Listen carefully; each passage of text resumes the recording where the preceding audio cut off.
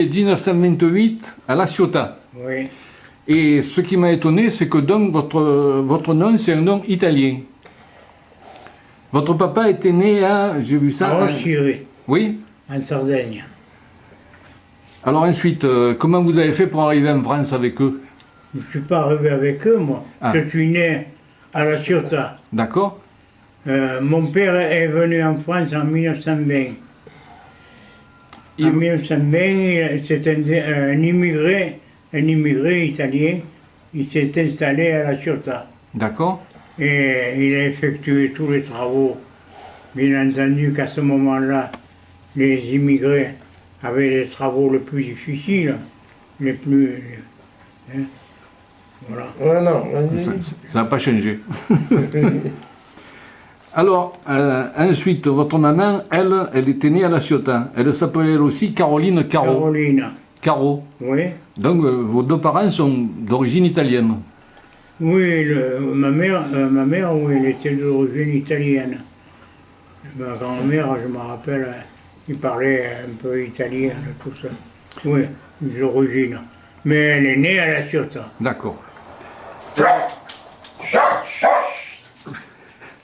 Alors, vous habitez à La Ciotat. Vous rappelez de votre enfance, oui? Qu'est-ce que Mon vous... enfance. Oui. Vous êtes allé à l'école, je suppose, hein? Oui, bien sûr. Ça date de longtemps, je crois. Quand j'étais... C'était pendant la guerre. Je ne suis pas né pendant la guerre. Non, non. Je suis né avant. Vous aviez... Quand la guerre s'est déclarée, j'avais 13 ans. 13? En 1940. J'avais 13 ans. 12 ans. Ensuite, nous avons subi l'occupation allemande Mhm. pendant 4 ans, 5 ans même.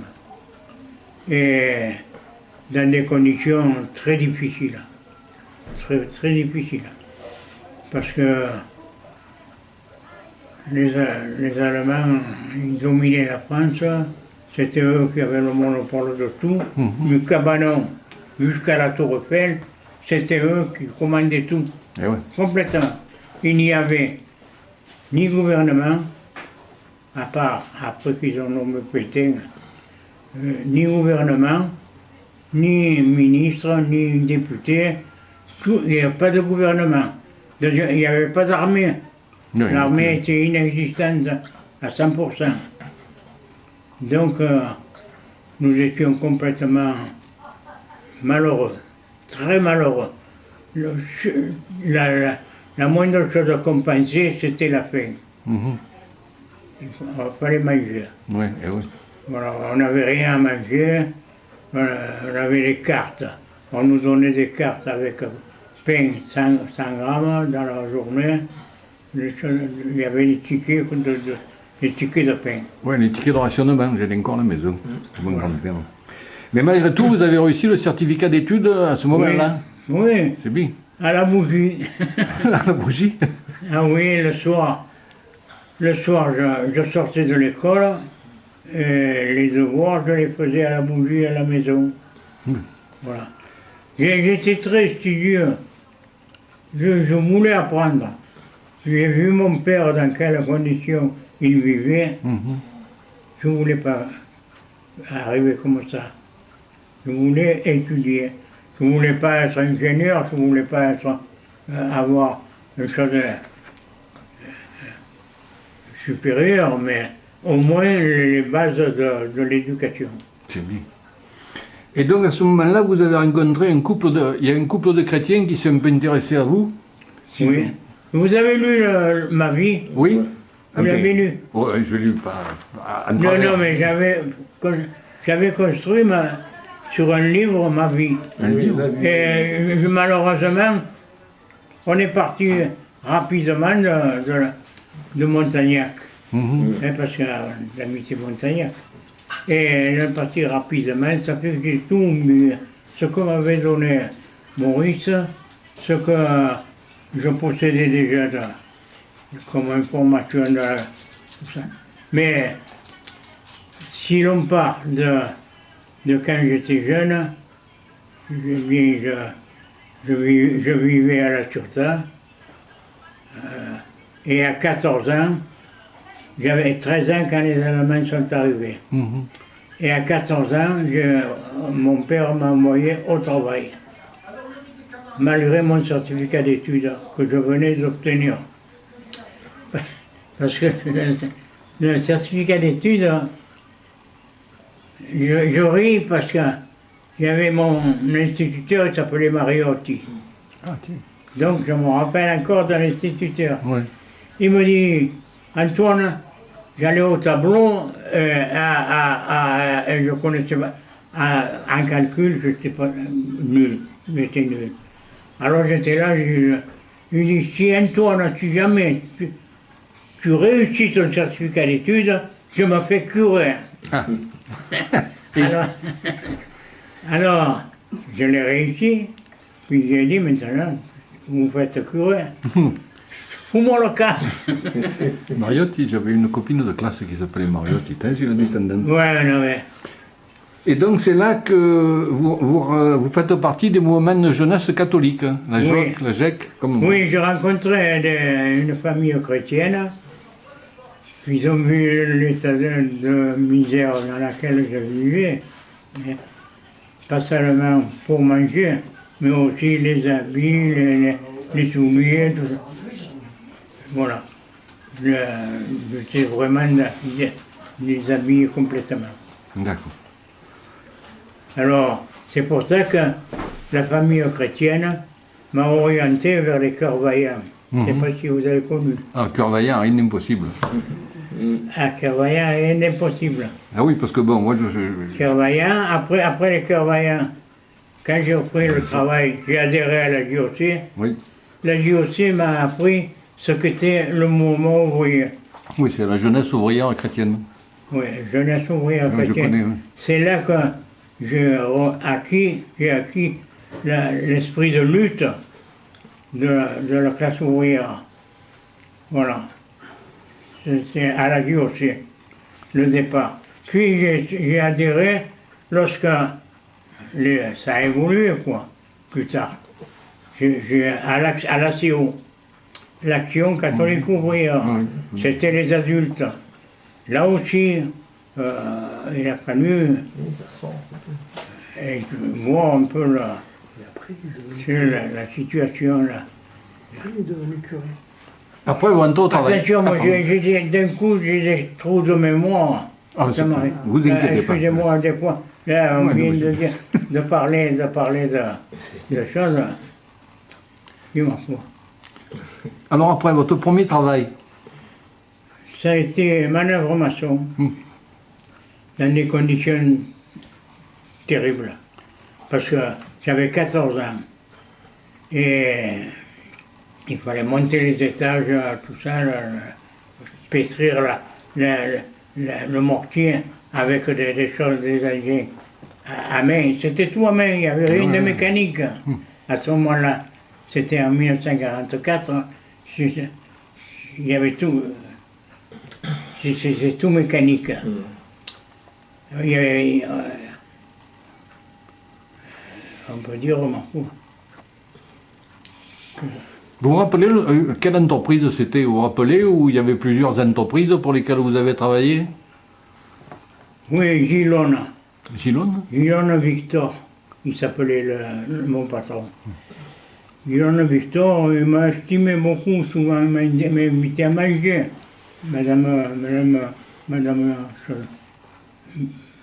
Madame Gilona. Elle m'a invité à manger. Je ne faisais pas la guerre, c'était un grand succès de pouvoir manger en famille. Parce qu'il n'y avait rien à manger. Alors après les années de maçon, vous partez à l'armée. Alors oui, je suis parti à l'armée à 19 ans et demi. Mhm. Ma feuille de route m'indiquait le Maroc, que j'étais muté au Maroc, dans le 8e régiment de Zouave. Alors là, bien sûr, tout a changé, ma vie a changé. Hein? Je mangeais à ma faim, j'étais bien en train, quoi. Voilà. Ça durait combien le service à l'époque? Comment? Combien de temps ça durait le service militaire? 1 an. 1 an? Ah bon? 1 an. Oh, à l'armée, j'étais très bien. J'ai fait des stages de haute montagne. J'ai fait un stage de 3 mois comme démonstrateur de gymnastique et de cloche-combat. Ah, c'est bien ça. Vous connaissez le cloche-combat? Oui, oui. Vous l'avez appris où? Dans un stage de un CEPM, Centre d'entraînement physique militaire. Là, c'était vraiment militaire, tout.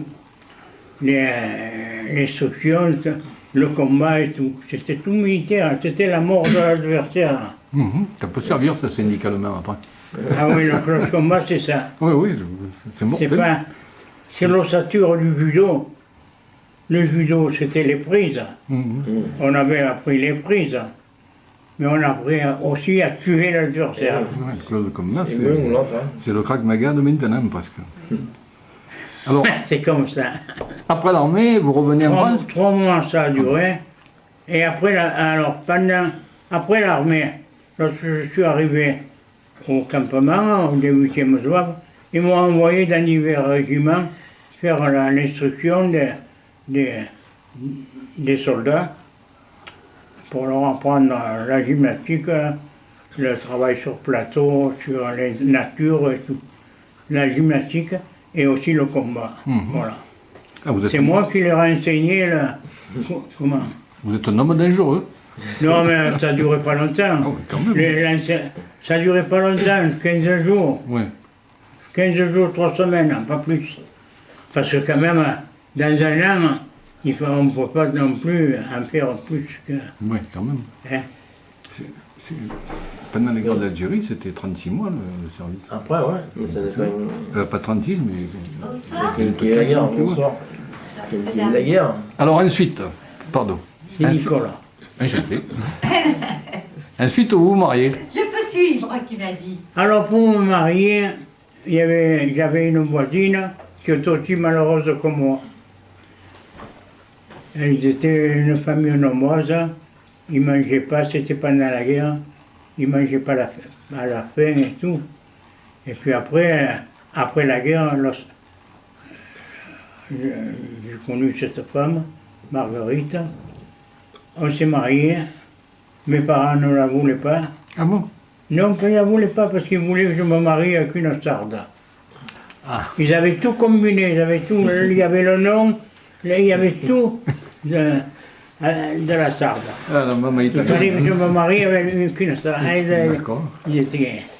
C'est comme ça. Oh, c'est comme les Italiens, ça ne m'étonne pas. Mais vous vous mariez quand même. On s'est marié avec Marguerite en 1952. Non, en 1951. Ah, je dis. Et en 1952, il est né Pierrot. C'est vous, Pierrot? Le phénomène. Voilà, Pierrot. Pierrot. Si, si. Pas me filer mes mots, quand même. Non, mais juste. Sinon, je ne vais pas t'obliger de mettre des photos. Alors, et après, vous rentrez, vous commencez à travailler après l'armée et après le mariage. Ben oui, alors j'ai fait un stage, j'ai recommencé mon travail de maçon et l'employeur, il était un peu sur son argent. Le radin. Il me payait toujours comme un apprenti, comme Mhm. il fallait que je porte de l'argent à la maison, moi. Je suis rentré au chantier naval, j'ai suivi un stage de soudeur à l'arc. Alors j'ai réussi bien sûr le stage au bout de, j'ai quand même fait pendant 2 mois, un entraînement très, très dur pour être soudeur. Et puis après je suis sorti comme P1, c'est-à-dire un soudeur de base. Après j'ai monté P2, P3, OHQ, ouvrier qualifié et tout. Oui, oui. C'est plus bas que Je voulais apprendre. OSE, OSE2. Partout où je suis allé, je voulais apprendre et devenir quelqu'un. Voilà. Et vous êtes resté combien de temps au chantier? J'étais licencié en 1952. En 1952, il y avait une corporation, les soudeurs. Était composé, c'est une corporation jeune, composée que de jeunes, des révolutionnaires. Une fraternité entre nous formidable, terrible. Tout ce que je décidais, c'était d'accord.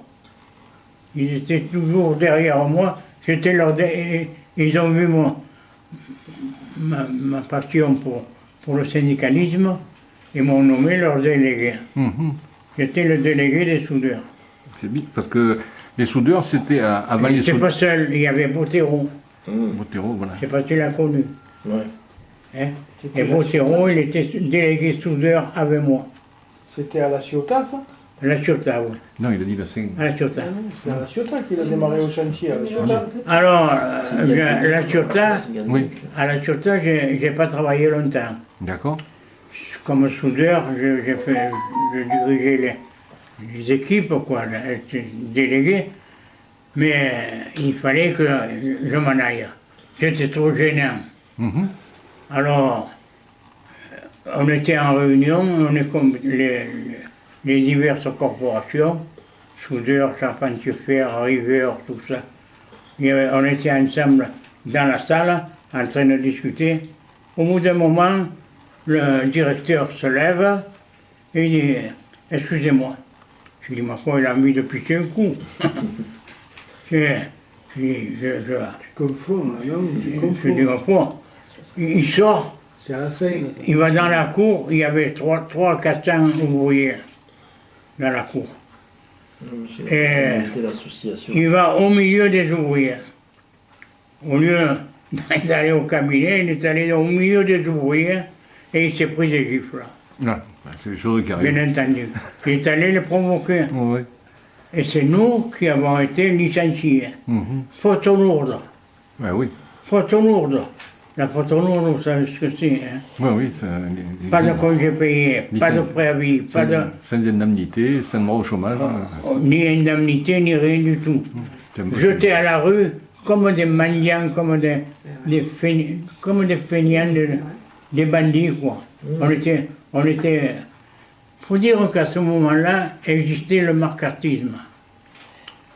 Vous avez connu le macartisme? Bah, j'étais un peu jeune, mais je sais ce que c'est. C'est le général McCarthy. Macartisme, la chasse aux c'est un communistes. sénateur Ouais, américain qui s'est juré d'abolir le Parti communiste. Oui, oui, aux États-Unis. Moi, je n'étais pas communiste.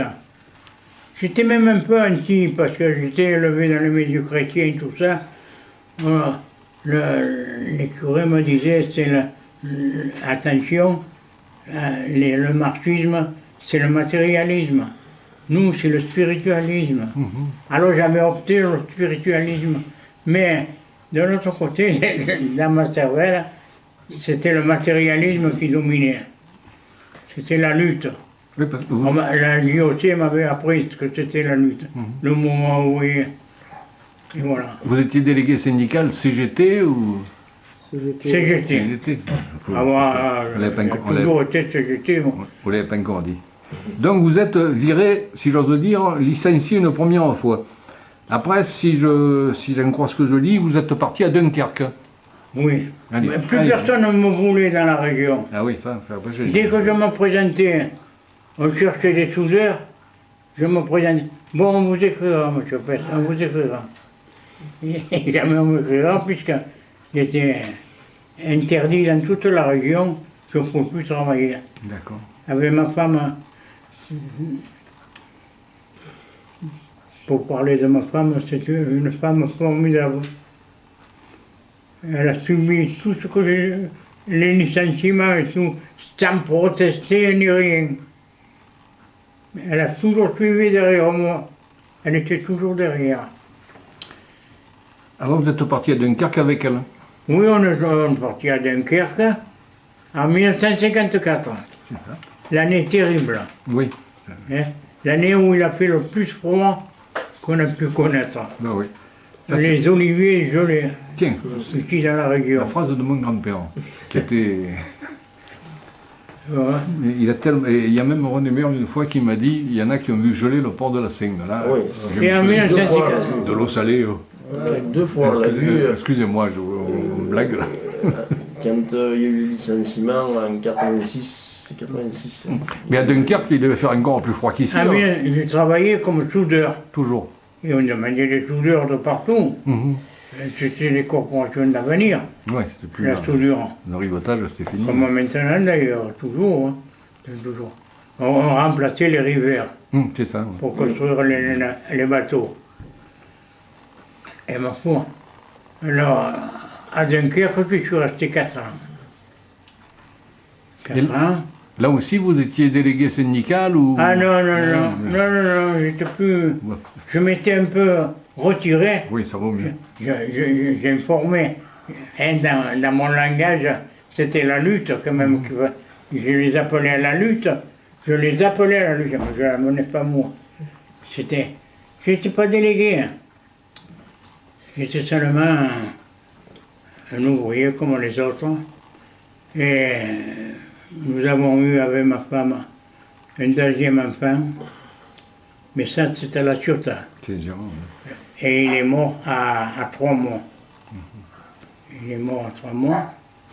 Et ensuite, à Dunkerque, nous avons eu une fille. Une fille qui est morte à 3 mois également. De froid, de misère et de tout.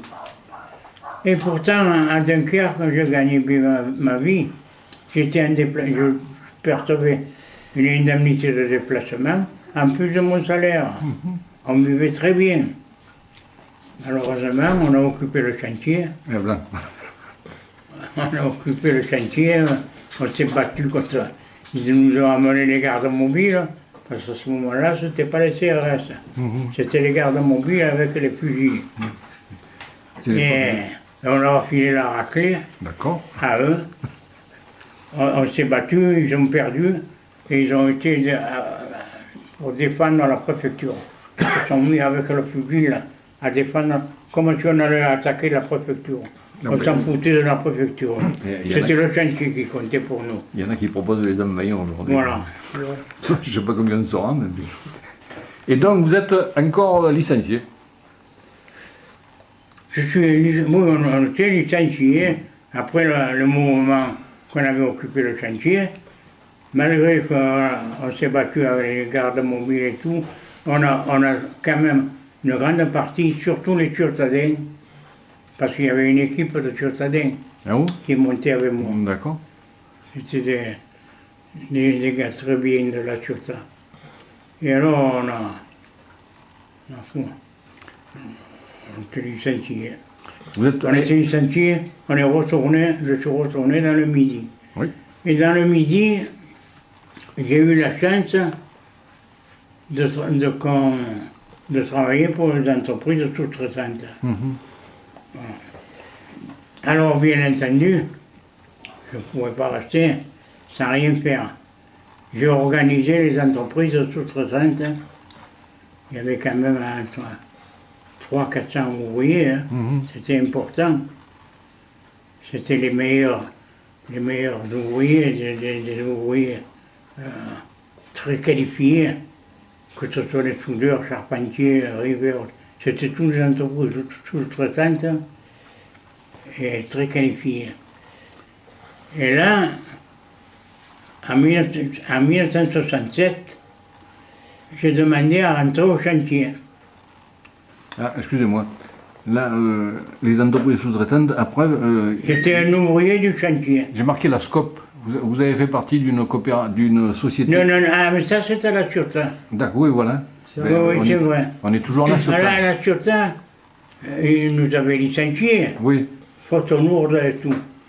Et puis, ils nous proposent de rentrer pour le chantier. Bien entendu, l'équipe, qu'on était des révolutionnaires, on ne voulait rien savoir de la vie du chantier. On nous a refusé. Alors au directeur, je lui dis, ouais, monsieur le directeur, voilà.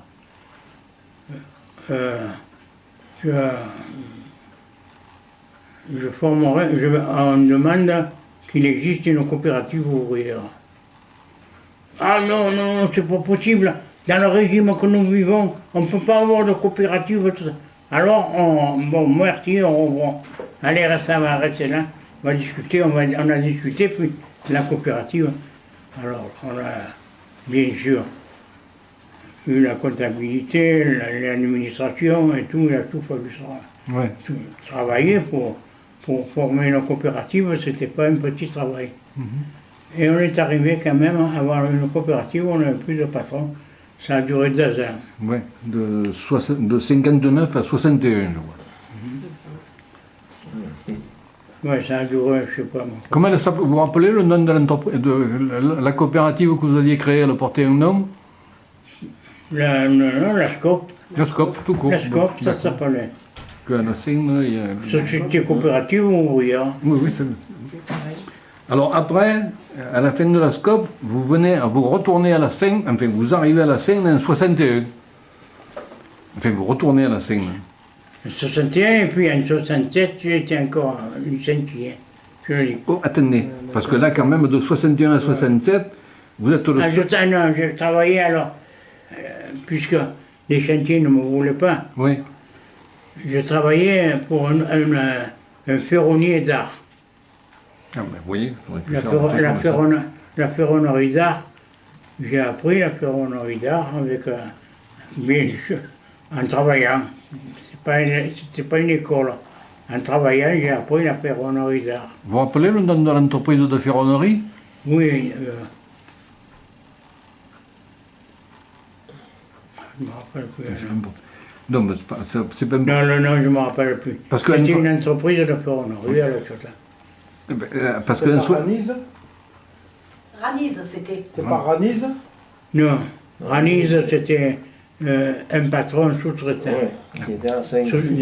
Il y avait, parce que dans 67, les 65. entreprises sous-traitantes que j'ai organisées au chantier, c'était plusieurs de petites entreprises. Oui, oui.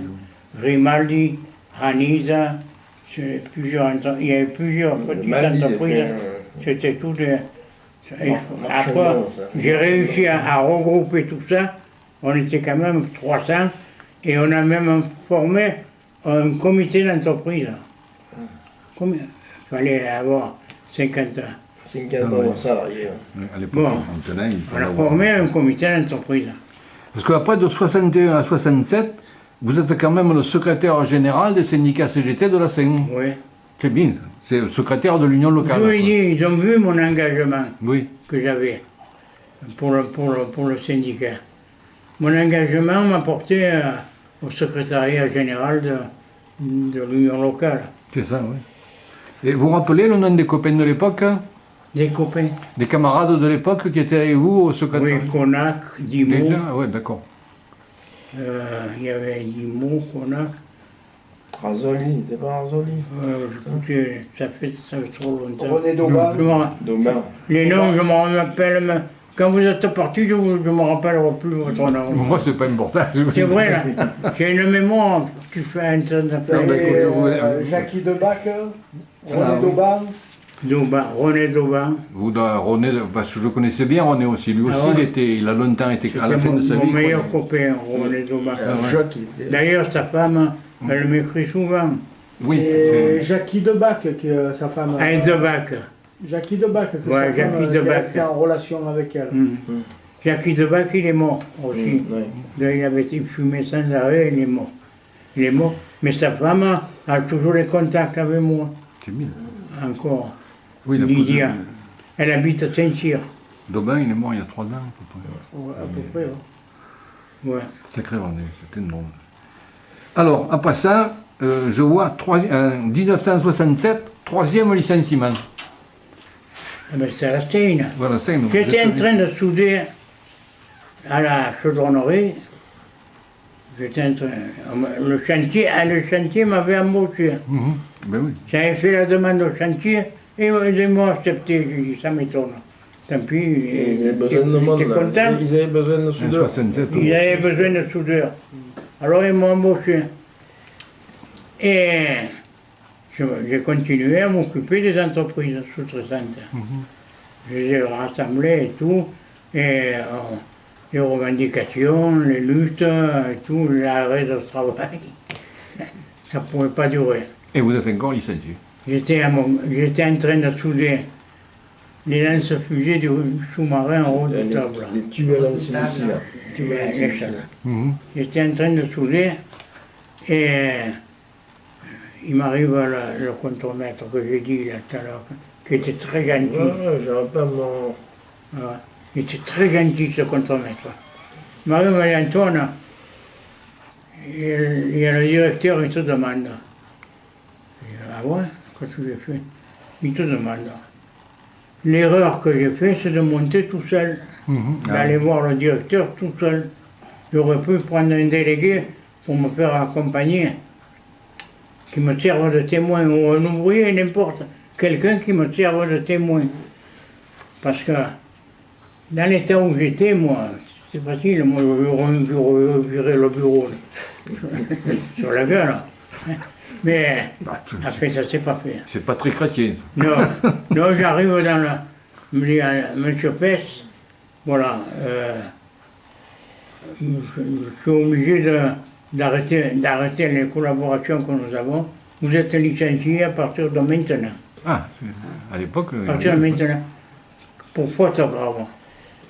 Ah, qu'est-ce que j'ai fait? Je ne sais pas si je travaillais, je ne sais pas. Non, non, non, il n'y avait rien là-dedans. Vous avez pris la parole à la bourse du travail. C'est une honte, ça. D'avoir pris la parole. Avec le billet de sortie. Je me suis fait faire un billet de sortie. Avec le billet de sortie du chantier. Donc j'étais libre. Mhm. Eh bien, j'étais pas libre puisque j'avais pris la parole à la bourse du travail. Mon travail de secrétaire général du syndicat, de la CGT, c'était inimaginable. Eh bien, à ce moment-là, j'ai rien eu au prud'homme. J'étais responsable de ma situation. Si j'étais viré, c'est parce que vraiment, j'étais un danger. Un danger pour le chantier et pour la population. Voilà, alors... En 68, quand je l'avais interviewé aussi. 68, ça a été le continuation de la lutte, mais il n'y a rien d'exceptionnel. C'était René Horus. C'était les étudiants qui menaient la lutte en 68. Et les chantiers étaient occupés, bien sûr, comme tous les chantiers de France. Mhm. Mais ils ont même continué un peu après les chantiers, parce que c'est comme ça qu'il y a eu l'échelle mobile, je crois. Ouais. 68, ça a été une époque formidable. Vous avez connu René Horus? Qui? René Horus. Oui, René Horus. Oui. Toujours, nous sortez ce nom. Eh ben, Je le connais très bien. Je l'ai interviewé aussi quand j'ai fait. Ben, je coupe parce que là. Vraiment, Mais je sais pas si. ça me fait plaisir de l'entendre. Ça tout est arrêté. Bon, Parce non, que René Horus, c'était un militant. ouais, c'était un garçon Un bon, très non. bon militant. Mhm. Ah ben à la scène, on avait un paquet de bons camarades. On se demande comment on a pu en arriver là maintenant. Ah ben bon. Alors ensuite, vous avez beaucoup de contacts aussi avec les prêtres ouvriers. Ah oui, ça, les prêtres ouvriers, ils sont formidables. Mhm. Ouais, ouais. Jean-Pierre Margy, Oui, qui est décédé. vous avez entendu parler de Ah Jean-Pierre? oui, oui, je le connais. Jean-Pierre Margy, JP, on l'appelait nous. Mhm. Et il y avait René. René, il travaillait au Mammouth. Oui, je l'ai aussi. Non, non, Hein? il y avait un pote ouvrier René, au Mammouth qui avait fait la grève pendant un mois. Je l'avais interviewé aussi. René. Ah, j'ai oublié son Je ne me nom. rappelle plus son nom. Moi non plus. Ça me revient de moi. Ah, zut. Ma femme a travaillé avec lui, Mahmoud. Comment il s'appelait René, son nom de famille? Le prêtre Le ouvrier. prêtre ouvrier. Ah, je ne me rappelle plus. Ah, Moi, j'ai toujours appelé René. Oui, moi aussi. C'est le petit. Ensuite, là, c'est petit, ouais. j'ai marqué prud'homme. Vous avez été. Mais Pardon. les prêtres ouvriers, les premiers que j'ai connus, c'est le prêtre Roux à Marseille. Mhm. C'est lui le fondateur des prêtres ouvriers, le père Roux. Et c'est de là qu'après, il y a eu Jean-Pierre Margy, René. Du lin. Du lin, Du lin. voilà. René. Du lin. Oh, je me rappelle plus. Bon, du lin. Vous avez été conseiller prud'homme aussi? Non, pas assez conseiller, je me battais au prud'homme. Non, c'est pour Contre ça que les c'est des avocats, prud'hommes. contre les avocats et tout ça, je défendais les travailleurs Ah, vous étiez au avocat conseil là. des prud'hommes. Ok. Pendant 2-3 ans, ça a duré ça. Oui, de 70 80. Je défendais les travailleurs au prud'homme. Je connaissais toutes les lois et tout. Je travaillais la nuit même à étudier les lois pour défendre les travailleurs. Vous avez connu Ils Bourlot? venaient me voir à la bourse du travail. Hmm. Ils m'expliquaient leur situation. Je viens d'être licencié. Voilà, pour ça. Alors, j'ai préparé le dossier, les conclusions et tout. J'ai travaillé très tard dans la nuit pour préparer les conclusions quand j'allais plaider au tribunal. Ça, c'est Elle pénible. roule en route, la machine. Hein. Oui, oui, ça enregistre. J'ai remis de suite. Ça, je connais. J'ai été conseiller du salarié pendant 3 ans et c'est du boulot. Vous avez connu M. Bourlot? Bourlot, Oui. ouais, Bourlot. C'était un secrétaire départemental Oui. de la CGT. Mhm. Bourlot, il m'estimait beaucoup. Quand il a. quand- D'ailleurs, j'étais membre du bureau départemental. Ah, aussi. Quand il est parti à la retraite, les avocats, les vrais avocats, il avait nommé à 80 ans avocat d'honneur. Ils avaient. Il avait nommé avocat d'honneur. Bourlot, parce qu'il jusqu'à 80 ans. Moi, il non, défendait. on m'a jamais nommé avocat. Bourlot. Bourlot. Ah, Bourlot. Oui, oui. Ah, Bourlot, parce que c'était quelqu'un Bourlot. Il est marié lui aussi. Ah, il était bon. Tombe là. Ben oui. Bien. Oui. Ah ouais.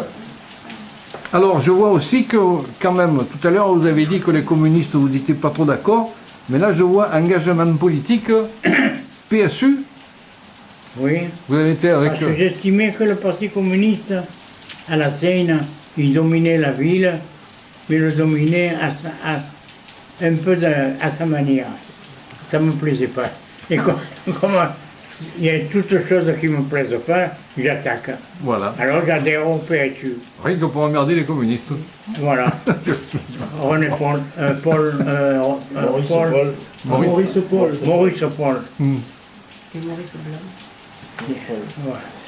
Il y avait le maire, comment c'était déjà Giovanni. Toussaint. Il y a eu, Giovannini, mais il y avait C'était le maire. il y a eu Toussaint Merle. Toussaint Saint-Merle. Merle. Toussaint Merle. Saint-Merle.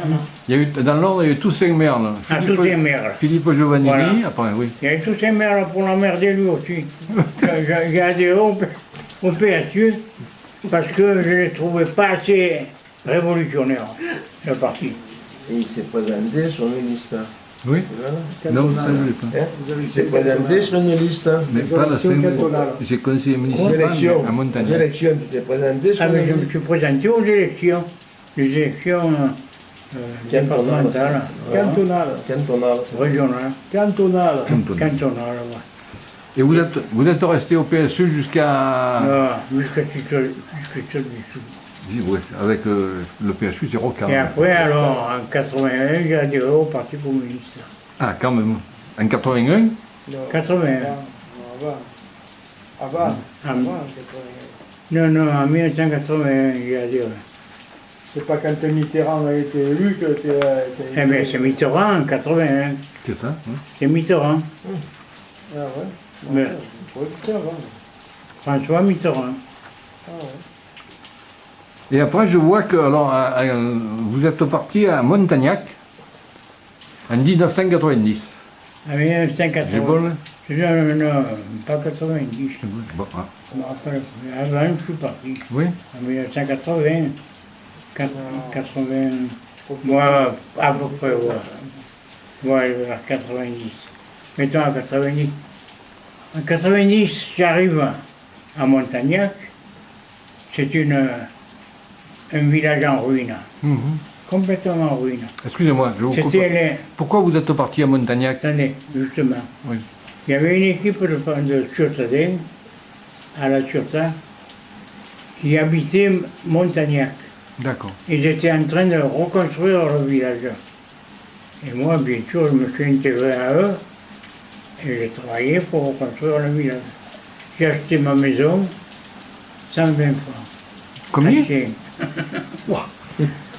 Et oui, René Vernet, c'était le garde champêtre, il m'a dit Antoine, je te la donne à la maison. Ma femme elle a dit non, non, non, non, je veux, on passe au notaire. 120 francs anciens.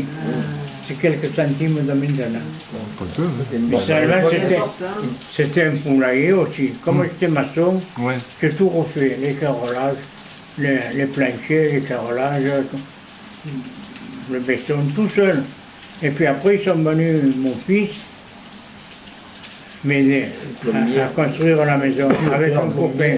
J'ai pas trop aidé. Avec un copain, on a fait les carrelages, on a tout fait. Ou plutôt après les filles. Moi. Mais maintenant, j'ai une petite maison là-bas à Montagnac, habitable. Habitable, on est très bien. Mais vous étiez monté parce que vous étiez à la retraite, hein? Vous travaillez encore, voilà, oui, voilà aussi, oui.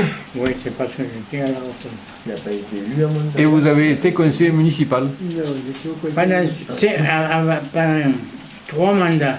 Oh, 3 mandats de 5 ans. Pendant 15 ans, j'ai été conseiller municipal. Là aussi, je leur ai mené un peu la vie dure. Parce que j'étais jamais d'accord avec le maire. Jamais. Ça n'a pas changé d'ailleurs. Mais, moi, quand on a les entrevues et qu'on discute, c'est parce que je monte discuter avec le maire. Je lui dis, comment je discute avec vous, je ne me gêne pas. Hein. Je lui dis ce que je pensais, tout. Quand ça n'allait pas, le ruissellement des eaux, l'urbanisme, L'église. allait tout discuter. Je connaissais tout par cœur. combien d'habitants à Montagnac? Il y avait 400 habitants. Ah, quand même. Il y a 400 et quelques habitants. Et l'été, il y en a 700. Ah, c'est bien. Il y a beaucoup de résidences secondaires. Oui, évidemment. Montagnac, je ne sais même pas où c'est. Mais seulement, actuellement, il y avait une épicerie. Il y avait une épicerie, il y a 2 bars. 2 bars et une épicerie. L'épicerie, elle a fermé à cause de l'augmentation de l'électricité. Ça a été terrible. On ne peut pas continuer. On ne peut pas continuer. Alors, il n'y a plus d'épicerie à Montagnac. Et les bars, ils sont toujours? Une fois, l'épicerie avait fermé. Je me suis battu pour la faire ouvrir. Et elle avait rouvert. Mais là, malgré que je me suis battu, je ne suis pas arrivé à la faire rouvrir. Ah ouais. Ils étaient en difficile et tout, ils ne voulaient plus rien savoir. Alors, ma foi, moi, j'ai proposé une épicerie communale. Que ce soit la commune qui s'occupe de l'épicerie. Alors, le maire, c'est là que nous sommes en contradiction tous les deux. Il veut un gérant, mais il ne veut pas d'épicerie communale. Ah. Il a dit, il est allé voir un avocat contre moi, que j'ai insisté pour avoir une épicerie communale. J'avais fait un article de tout, les tracts. J'ai mis la mouille complète. Il n'y a rien eu à faire. L'épicerie, elle est fermée. Elle est fermée et à cause du maire. Il veut un gérant. Je lui ai dit, François, un gérant, tu ne l'auras jamais. Ils sont tous partis en faillite. Ah ouais, évidemment. Le nombre d'habitants qu'il y a, c'est pas suffisant pour ouvrir une épicerie potable. Moi, je voulais une épicerie communale avec les produits, les premiers produits de base.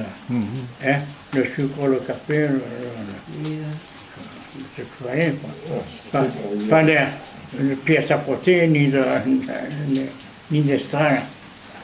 Monsieur Passe, si je calcule bien, aujourd'hui vous avez 95 ans. Oui, j'ai eu le 1er juillet. Et ça fait 95 ans que vous vous bagarrez avant. Je continue. Je continue quand je discute avec le maire. C'est comme quand j'avais 20 ans. Hein. Pareil. Pour finir, Je ne le manque pas. Hein. qu'est-ce que vous auriez à dire aux jeunes d'aujourd'hui alors? Mais moi j'ai l'expérience maintenant. Tandis qu'à 20 ans, je n'avais pas l'expérience. Je suis parti la tête fermée dans la lutte contre les patrons en sachant qu'ils étaient plus forts que moi. Que je ne pouvais plus rien faire. La preuve, c'est que j'étais gentil chaque fois Oui. et je ne pouvais pas être réintégré. Eh bien, monsieur Pez, je suis content de vous avoir connu. Tiens. C'est moi aussi, C'est vos enfants hein? Qu'est-ce que Ce sont tous Non, non, je suis fils unique. fils uniques. Hein. Alors, Aïe. quelques mots sur le parcours de votre papa. Ben, le parcours de mon père, si c'était à refaire, j'aurais espéré qu'il ne connaisse jamais le syndicalisme. Ah bon, je vais le couper, ça. Voilà. J'aurais aimé avoir une vie tranquille. Ouais. Je l'ai mal éduqué.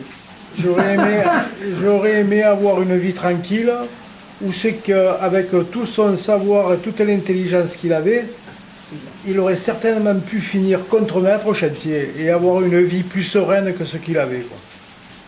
Certainement, certainement. Et nous, c'est-à-dire avec ma mère, de vivre plus tranquillement aussi. Parce que quand il dit que sa femme, elle en a vécu des choses et tout, c'est vrai qu'elle en a beaucoup vécu, mais moi aussi j'en ai vécu des trucs aussi. Et je pense que si jamais il n'avait jamais connu le syndicalisme, on aurait certainement eu une vie plus sereine et plus tranquille. Et il aurait certainement pu avoir quelque chose de fantastique dans la vie. Parce que ce syndicalisme, en définitive, ça l'a tué. Il a tellement eu de trucs de vouloir aider les autres. De toute manière, son principe dans la vie, ça a toujours été de vouloir aider les autres. Et ça a été son problème, ça. Ça a été son gros problème. Parce qu'en définitive, en aidant les autres, il s'est enfoncé tout seul. Même dans les prix, Mais bon, après, si jamais il n'y avait pas eu de bonhomme comme lui, Voilà. peut-être qu'on n'aurait pas eu tout ce qu'on a actuellement et qu'on est en train de perdre d'ailleurs. Hein. On perd beaucoup de choses. Mais je reconnais que son époque à lui, c'était des battants, quoi. C'était des gars qui en voulaient, que c'était autre chose que maintenant, quoi. C'est différent. Ah, on ne sait jamais. Ça peut C'est revenir. différent. Mais bon, ben voilà, c'est une vie, ça a été comme ça, ben, tant mieux pour lui, tant mieux pour nous. je continue. Allez-y, monsieur. Il reste pas. Allez-y, non mais il continue. Ah oui, Il a je pas croyais dit qu'il continue à parler. Hein. Ah ben, je vais... Ça va, il a tout dit. Finir, Pierrot. Parce que mon fils, c'est vrai, nous avons passé des moments très difficiles. Je fouillais dans les poubelles pour qu'il puisse manger. En 1952. Il nous avait licenciés du jour au lendemain. On n'avait plus rien, même pas pour acheter un bout de pain. Quand il a été viré du chantier en 67, Pour ça que il n'y avait plus personne qui le voulait. c'est pas de la haine, Non. c'est l'esprit de justice que j'ai. C'est personne qui le voulait. C'est l'esprit de justice, il ne faut pas confondre. Non, non. J'ai jamais haï personne, même pas mon patron, je ne l'ai jamais haï. Mais c'était la justice, à fond. Il fallait se battre pour la justice. Et j'appelle les jeunes maintenant à comprendre ce que c'est. Eh ben voilà. Tout seul, ma femme et moi, derrière le cercueil. On filmerait ça, ça ferait pleurer les gens de voir ce que nous avons passé. Ah ouais, c'est difficile, on va dire, c'est difficile. Ça a été compliqué. Ah oui, tout seul derrière le cercueil nous étions. Ça y fait du bien, c'est beaucoup compliqué. En 1954, l'année terrible. Eh ouais. Et puis, l'armée m'a beaucoup délivré. Hein, j'ai appris beaucoup de choses, même les combats et tout. Ah oui, parce que quand Il même... fallait tuer les gens. Comme moi. Eh bien, mais j'ai jamais tué personne. Vous savez, à l'époque, c'était compliqué, surtout quand on est... Condé sur les jeunes Marocains qui... les jeunes Marocains qui mendiaient pour manger. Vous pouvez me le répéter, s'il vous plaît? Oui, c'était à Casablanca. À Casablanca, on était en train de manger, les soldats, on était en manœuvre. On était en train de manger. Et sur la table, il restait du ragoût pour tout le monde. Il restait du ragoût. Alors moi, je m'avance pour dire, il y avait les petits Marocains qui étaient en train de mendier derrière les barbelés, parce que notre camp était entouré de barbelés, ça c'est normal. Et les Marocains, ils étaient derrière. Il y avait un petit Marocain, sur le plateau, il avait des petits pains. Ah oui. Tiens. Et des petits pains. Et il passait dans la rue, là. Et nous, on était quatre inséparables. Et là. Ousse, Roboul, Carolio et moi. On était quatre, on se séparait jamais. Je me rappellerai les noms. Quand je suis arrivé à l'armée, de suite, on m'a de suite demandé, on s'est réunis, et dans la cour, il fallait taper sur la poitrine, et puis partir. Alors moi, j'avais je sais pas, un peu mal à la jambe, et puis un peu gaga que j'étais. J'ai dit, je peux pas. Tout le monde est parti, sauf il n'en restait que. Alors le chef de le sergent Le Guenec, il s'appelait. Ah ouais, Le Guenec. Le sergent Le Guenec, il vient, il me dit, Père, qu'est-ce que vous faites là? Tout le monde est parti, vous restez là? Non, je peux. Bon, vous voulez pas moi partir? Ben ce soir, vous monterez la garde. Non, je ne monterai pas la garde. Et dans les oies, on ne devait pas désobéir. Hein. Je dis non, je ne monterai pas la garde. Je vous dis que ce soir, vous monterez la garde. Allez, venez avec moi. Il m'a mené devant